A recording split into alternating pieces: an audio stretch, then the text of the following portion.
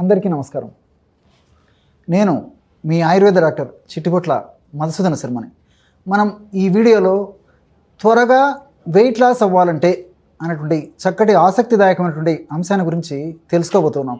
మరి ఈ త్వరగా వెయిట్ లాస్ అయ్యేందుకు మూడు పదార్థాలు మనకందరికీ తెలిసినటువంటివి, ఇంచుమించు అందరి ఇళ్ళలో ఉండేటువంటి పదార్థాలే. తయారు చేసుకోవడం సులువు, వాడుకోవడం సులువు, అట్లే క్షేమదాయకంగా సులువుగా త్వరగా సమర్థవంతంగా ఈ యొక్క ఔషధాలు పనిచేసి మనకు వెయిట్ లాస్ అయ్యేందుకు కూడా ఉపయోగపడతాయి.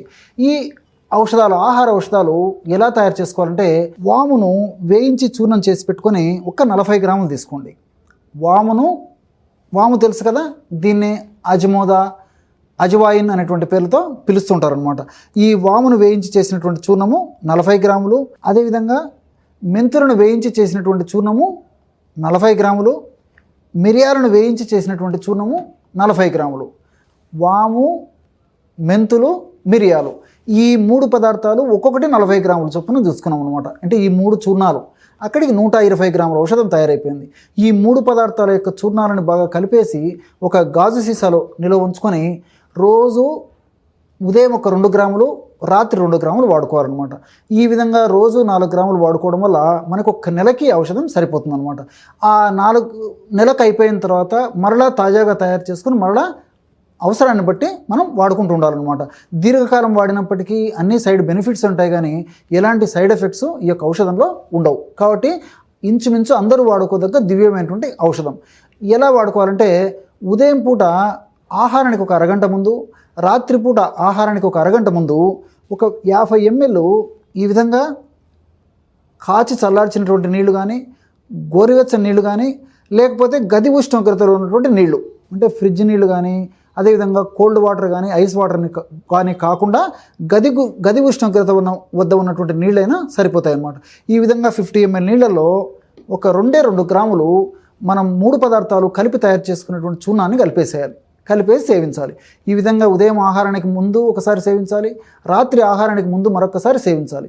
ఈ విధంగా క్రమం తప్పకుండా రోజు 2 సార్లు ఈ యొక్క ఔషధాన్ని ఈ పద్ధతిలో వాడుకోవడం వల్ల చాలా సమర్థవంతమైనటువంటి, గణనీయమైనటువంటి ఫలితాలు చాలా త్వరగా, శీఘ్రంగా, సత్వరమే కలిగేందుకు అవకాశం ఏర్పడుతుంది. అంటే ఈ 3 పదార్థాల్లో ఉన్నటువంటి వివిధ రకాలైన రసాయన పదార్థాలు శరీరంలో ఎక్కడ అధికంగా సంచితమైనటువంటి కొవ్వు ఉన్నప్పటికీ ఆ కొవ్వును కరిగించేటువంటి దివ్యమైనటువంటి రసాయన గుణాలు ఉన్నాయి. కాబట్టి అవన్నీ కూడా కొవ్వును కరిగించేసేసి నాజూకు స్థితికి సంతరించేందుకు దోహదపడతాయి. మరి ఆధునికంగా మనం ఆలోచించినప్పటికీ ఈ వాములో థైమాలు, సపోనిన్సు, కార్బోకాలు, ఫ్లేవనాయిడ్స్ ఇలాంటి అనేక రకాలైనటువంటి రసాయన పదార్థాలు ఉన్నాయన్నమాట. ఈ యొక్క థైమాలు అనేటువంటి యొక్క రసాయన పదార్థం యొక్క ప్రత్యేకత ఏంటంటే, యాంటీ ఇన్ఫ్లమేటరీగా పనిచేస్తుంది. అంటే శరీరంలో కొవ్వు అధికంగా సంచితమై కావడం వల్ల కొవ్వు ప్రభావం చేత ఇన్ఫ్లమేషన్ ప్రక్రియ మొదలవుతుంది. ఆ ఇన్ఫ్లమేషన్ ప్రక్రియను తగ్గించేందుకు, ఇన్ఫ్లమేషన్ ప్రక్రియను నిర్వీర్యం చేసేందుకు వాములు అన్నటువంటి ఈ థైమాల్ అనేది ఉపయోగపడుతుంది. అట్లే ఈ యొక్క థైమాలు, అదేవిధంగా కార్వకాలు, ఈ సాపోనిన్స్ అలాంటి రసాయన పదార్థాలు ప్రోస్టాగ్లాండిన్స్ నిరోధిస్తాయి. అంటే ఎప్పుడైతే ఇన్ఫ్లమేషన్ ప్రక్రియ వల్ల శరీరంలో హానికారకంగా తయారైనటువంటి ప్రోస్టాగ్లాండిన్స్ అనేటువంటి రసాయన పదార్థాలు ఉత్పత్తి జరుగుతుందో, దాని ప్రభావం చేత వివిధ రకాలైనటువంటి అనారోగ్య లక్షణాలు వస్తాయన్నమాట. అంటే ఒళ్ళు నొప్పులు, కీళ్ళ నొప్పులు, మోకాళ్ళ నొప్పులు, ఇలాంటి అనేక రకాలైనటువంటి సమస్యలు వస్తూ ఉంటాయన్నమాట. ఈ యొక్క ప్రోస్టాగ్లాండిన్స్ని ఈ యొక్క వాములో ఉన్నటువంటి ఈ థైమాలు, కార్వోకాలు, అదేవిధంగా సాపోనిన్స్ అనేటువంటి రసాయన పదార్థాలు ఆ ప్రోస్టాగ్లాండిన్స్ యొక్క శక్తిని నిర్వీర్యపరచడమే కాకుండా వాటి యొక్క ఉత్పత్తిని తగ్గించేందుకు కూడా ఈ యొక్క రసాయన పదార్థాలు ఉపయోగపడతాయి. అంతేకాకుండా వెయిట్ ఉన్నటువంటి వాళ్ళలో కొంత నీరసం ఉండడం కానీ, అదేవిధంగా ఒళ్ళు నొప్పులు ఉండడం కానీ చాలామందిలో జరుగుతుంటుంది. కాబట్టి ఆ లక్షణాలు లేకుండా చేసేటువంటి పరిస్థితి వాములో ఉన్నటువంటి ఈ యొక్క రసాయన పదార్థాల వల్ల ఉంది. అంతేకాకుండా ఇందులో ఉన్నటువంటి ఈ యొక్క ఫ్లేవనాయిడ్స్ అనేటువంటి యొక్క రసాయన పదార్థాలు కూడా శరీరంలో ట్రైగ్లిజరైడ్స్ను తగ్గిస్తాయి. అదేవిధంగా ఎల్డిఎల్ అనేటువంటి శరీరానికి హానికారకంగా పరిణమించేటువంటి కొలెస్ట్రాల్ని తగ్గించి శరీరానికి మంచి చేసేటువంటి హెచ్డిఎల్ అనేటువంటి కొలెస్ట్రాల్ని పెంచేందుకు ఈ వాములు అన్నటువంటి ఈ ఫ్లేవనాయిడ్స్ ఉపయోగపడతాయి. మరి ఈ యొక్క మెంతులను గురించి మనం ఆలోచించినట్లయితే, ఈ మెంతుల్లో 4-హైడ్రాక్సీ ఐసోల్యూసిన్ అనేటువంటి రసాయన పదార్థం ఉంటుంది. ఈ యొక్క రసాయన పదార్థంతో పాటు ఈ saponins, fibre, linoleic acid, linolenic acid మొదలగు అనేక రసాయన పదార్థాలు ఉంటాయి. ఈ 4-హైడ్రాక్సీ ఐసోల్యూసిన్ అనేటువంటి రసాయన పదార్థం మెంతులు ఉండడం వల్ల ఈ యొక్క రసాయన పదార్థం ఏంటంటే ప్యాంక్రియాస్ను ఉత్తేజపరిచి ఇన్సులిన్ ఉత్పత్తికి దోహదపడుతుంది. కాబట్టి ఈ యొక్క వెయిట్ ఉన్నటువంటి వాళ్ళలో చాలామందిలో క్రమక్రమంగా షుగర్ వచ్చేటువంటి పరిస్థితి ఏర్పడుతుంది. ఇన్సులిన్ సరిగ్గా పనిచేయనటువంటి పరిస్థితి ఏర్పడుతుంది. కాబట్టి ఇందులో ఉన్నటువంటి ఈ 4-హైడ్రాక్సీ ఐసోయూసిలిన్ అనేటువంటి ఈ యొక్క పదార్థము ఇన్సులిన్ యొక్క ఉత్పత్తికి అంటే ప్యాంక్రియాస్లో ఐలెట్స్ ఆఫ్ లాంగ్రిహన్స్ అనేటువంటి యొక్క సెల్స్ను స్టిమ్యులేట్ చేసేసి చైతన్యపరిచి ఇన్సులిన్ ఉత్పత్తికి దోహదపడమే కాకుండా ఇన్సులిన్ సక్రమంగా ఉపయోగపడేందుకు కూడా ఈ యొక్క రసాయన పదార్థం ఉపయోగపడుతుంది. అంతేకాకుండా ఇందులో ఉన్నటువంటి ఈ శాపోనిన్స్ అనేటువంటి యొక్క రసాయన పదార్థాలు ప్రేవుల్లో మనం తీసుకున్నటువంటి ఆహార పదార్థాల నుంచి, ముఖ్యంగా పిండి పదార్థాల నుంచి త్వరగా గ్లూకోజ్గా మారకుండా ఆ యొక్క గ్లూకోజ్ అంటే చక్కెర కూడా ప్రేవులు త్వరగా పీల్చుకోకుండా ఈ శాపోనిన్స్ అనేటువంటి రసాయన పదార్థాలు ఉపయోగపడతాయి.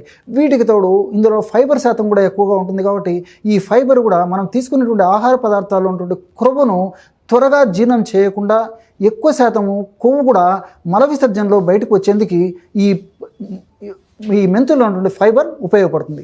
అంతేకాకుండా లీనోనిక్ యాసిడ్, లీనోలినిక్ యాసిడ్ ఇలాంటి రసాయన పదార్థాలు మోకాళ్ళ భాగంలో గుజ్జు పెరిగేందుకు ఉపయోగపడతాయి. సర్వసాధారణంగా వెయిట్ ఉన్నటువంటి వాళ్ళలో మోకాళ్ళ భాగంలో ఈ కార్టిలేజ్ నుంచి సరిగా సైనోవియల్ ఫ్లూయిడ్ అనేటువంటి గుజ్జు పదార్థం ఉత్పత్తి కాకపోవడం చేత మోకాళ్ళలో ఎముకలు ఒకదానికొకటి రాసుకోవడం వల్ల నొప్పి వచ్చేటువంటి పరిస్థితి ఏర్పడుతుంది. కాబట్టి మోకాళ్ళలో గుజ్జును పెంచేందుకు ఈ యొక్క మెంతుల్లో ఉన్నటువంటి లీనోలిక్ యాసిడ్, లీనోలినిక్ యాసిడ్ అనేటువంటి రసాయన పదార్థాలు ఉపయోగపడతాయి. ఈ విధంగా అనేక రకాలైనటువంటి సైడ్ బెనిఫిట్స్ ఉన్నటువంటి ఈ యొక్క పదార్థాలన్నీ కూడా మనకు అన్నీ తెలిసినటువంటివి. కాబట్టి దీర్ఘకాలికంగా వాడినప్పటికీ ఎలాంటి ఇబ్బంది ఉండదు, అన్నీ క్షేమదాయకంగానే పనిచేస్తాయి, అన్ని సైడ్ బెనిఫిట్స్ ఉంటాయి, ఎలాంటి సైడ్ ఎఫెక్ట్స్ ఉండవు. కాబట్టి దీర్ఘకాలికంగా వాడుకోవచ్చు.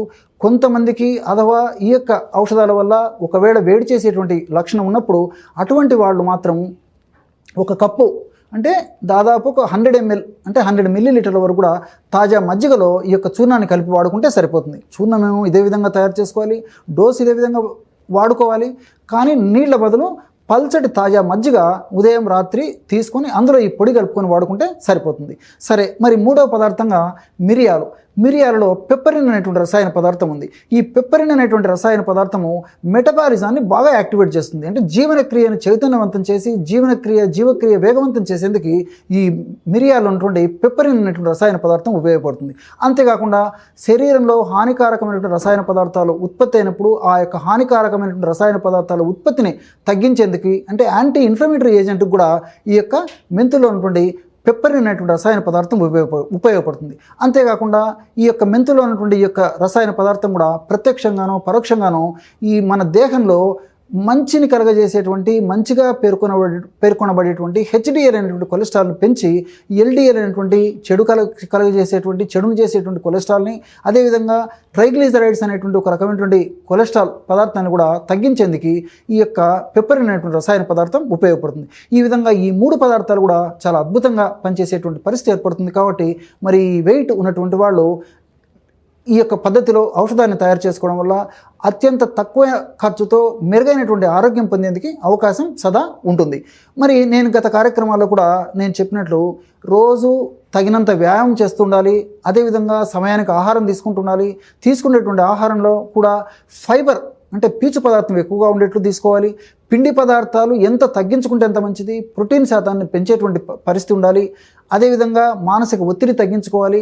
ఈ విధంగా చిన్న చిన్న జాగ్రత్తలు తీసుకుంటూ ఈ యొక్క ఔషధాన్ని వాడుకోవడం వల్ల చాలా త్వరగా శీఘ్రంగా వెంటనే సత్వరమే ఆ యొక్క ఔషధం పనితనం లోపల ప్రదర్శించి ఆ వెయిట్ అంటే ఫ్యాట్ కరిగేందుకు కారణభూతం అవుతుంది. చూసారు కదా ఎటువంటి సులువైనటువంటి ఔషధ యోగాన్ని వెయిట్ లాస్ అయ్యేందుకు ఈ వీడియోలో తెలుసుకున్నారో.